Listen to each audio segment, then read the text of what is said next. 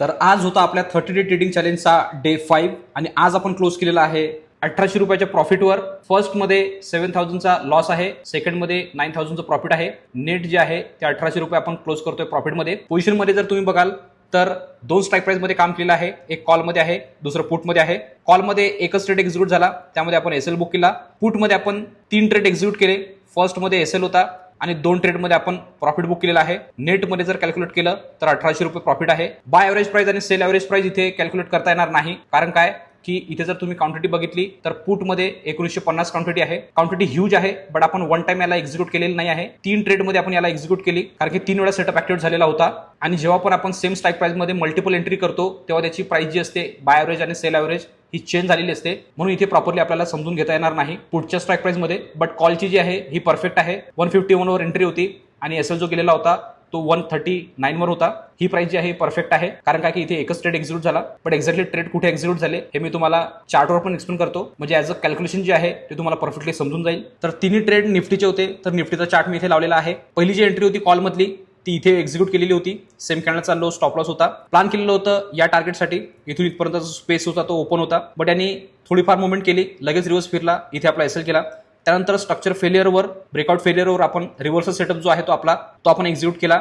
इथे प्लॅन ठेवलेलं होतं की या लेवलपर्यंत आपण टार्गेट बुक करणार. टार्गेट कंप्लीट नाही झालं तरी पण इथे 1:1चं टार्गेट जे होतं ते इझिली आपल्याला ओपन दिसत होतं. सोबत जर 1:1 कंप्लीट झालं तर इथे एसएल जो गेलेला आहे तो पण कव्हर होऊ शकतो. या माइंडसेटने हा ट्रेड घेतलेला होता. यांनी इथून इथपर्यंत मुवमेंट केली, परफेक्टली टार्गेट जे आहे ते कंप्लीट पण करून दिलेलं होतं. एंडमध्ये दोन्ही पोझिशन मिळून प्रॉफिटमध्ये पण आलेलो होतो. जे पण 1:1 वर किंवा टार्गेट 1 वर बुक करतात त्या सर्व स्टुडंटला मी इथे बाहेर काढलं प्रॉफिटमध्ये. ते एंड ऑफ द डे आज प्रॉफिटमध्ये असेल 100%. मी टार्गेटवर डायरेक्ट बुक करत नाही, मी ट्रेलिंगनीच बुक करतो. तर माझी जी ट्रेलिंग आलेली होती ती इथे होती. जेव्हा प्राइस इथून रिव्हर्स फिरली तर इथे माझा ट्रेलिंग बुक झाला स्लाइटली निगेटिव्ह मध्ये. तेव्हा मी 10,000 एसएल घेतलेला होता दोन्ही ट्रेड मिळून. त्यानंतर तिसरा ट्रेड जो आहे तो या फॉल मध्ये मी एक्झिक्यूट केला. याचं अपडेट जे आहे ते मी ग्रुपवर ऑलरेडी दिलेलं होतं, बट इथे पण जसं पाहिजे तसं प्रॉफिट बुक झालं नाही. थोडंफार पोझिशन जी होती ती निगेटिव्ह मध्ये दिसत होती, म्हणून मी पुन्हा तिसरा ट्रेड घेतला जो की एक्झॅक्टली या फॉलोवर होता. इथे ब्रेकआउट दिलेलं होतं, बट ब्रेकआउट इथे फेल झालं, तर लगेच मी ट्रेड एक्झिक्यूट केला. त्यानंतर इथे मी त्याला बुक करून बाहेर निघालो एंड ऑफ द डे प्रॉफिटमध्ये. भरपूर जणांना वाटू शकते की इथे ओव्हर ट्रेडिंग आहे, 4 ट्रेड एक्झिक्यूट केलेले आहे, बट प्रत्येक गोष्टीच्या मागे एक लॉजिक असते. सेटअप नुसार